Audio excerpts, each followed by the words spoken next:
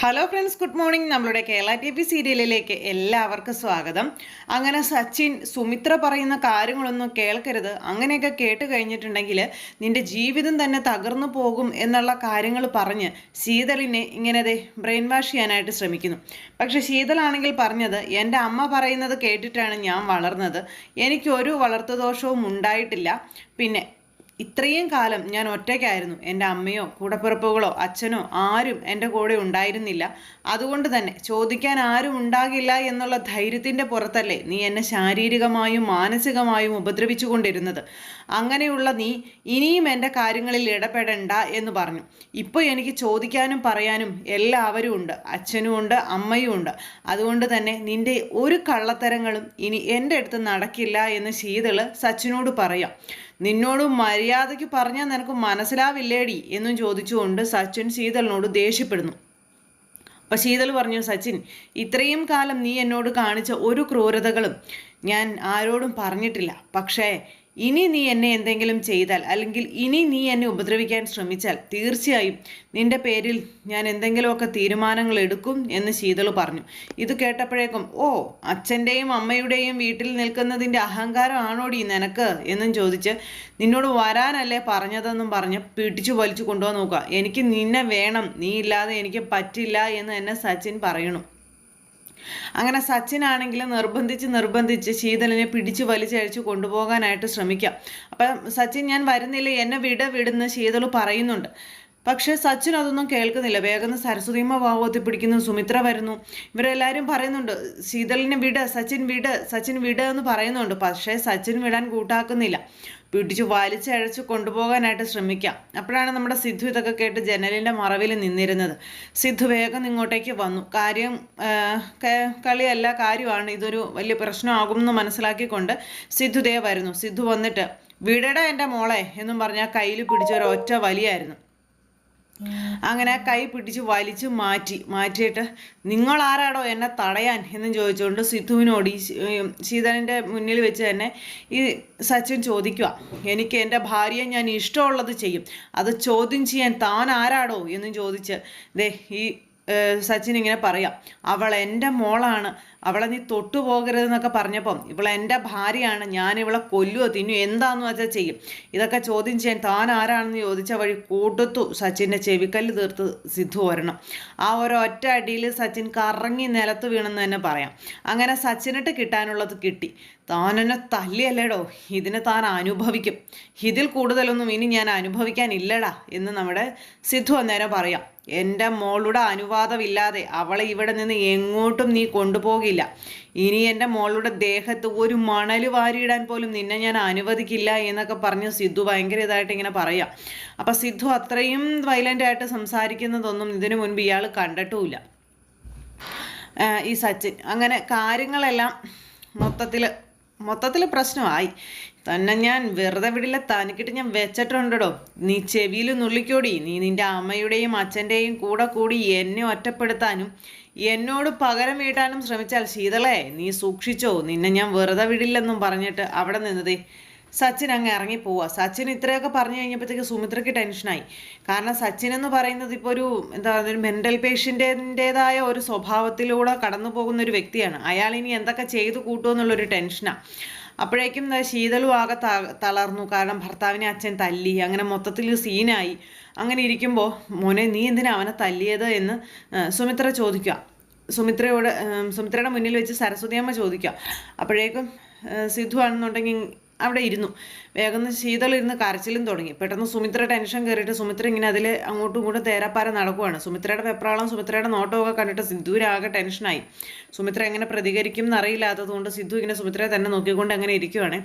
അപ്പോൾ പെട്ടെന്ന് സരസ്വതിയമ്മ, അല്ലെങ്കിലും നീ ചെയ്തത് ശരിയാ, നീ ചെയ്തതാ ശരി, അവൻ്റെ അഹങ്കാരത്തിന് 2 എണ്ണം കൂടെ കൊടുക്കരുതായിരുന്നു നിനക്കെന്ന് സരസ്വതിയമ്മ ചോദിച്ചപ്പം, അമ്മ എന്തു വർത്തമാനം ഈ പറയുന്നതെന്ന് സുമിത്ര ചോദിച്ചു.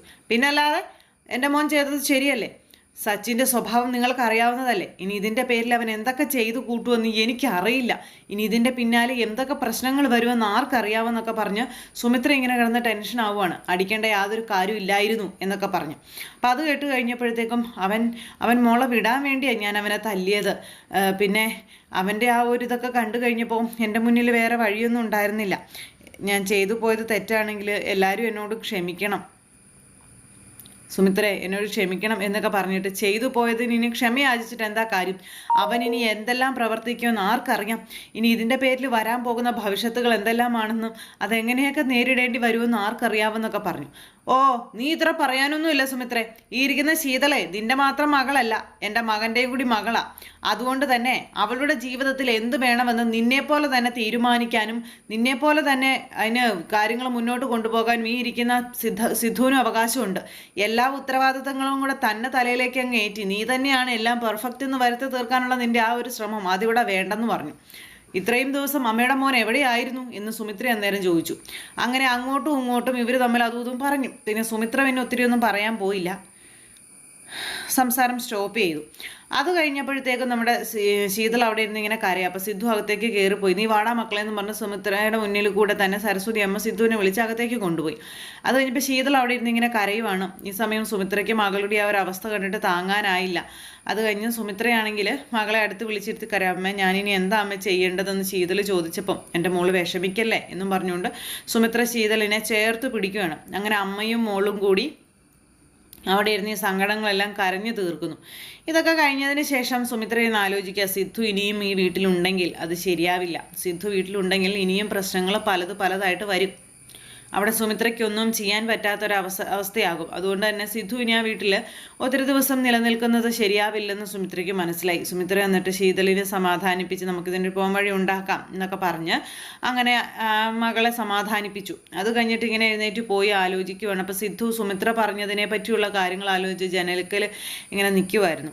അങ്ങനെ ഒരിക്കലും താൻ ഇനി ഇവരുടെ ഒന്നും ആരും ആകില്ല എന്നുള്ള കാര്യം സിദ്ധുവിന് മനസ്സിലായി. സിദ്ധു ഇങ്ങനെ അവിടെ നിൽക്കുക.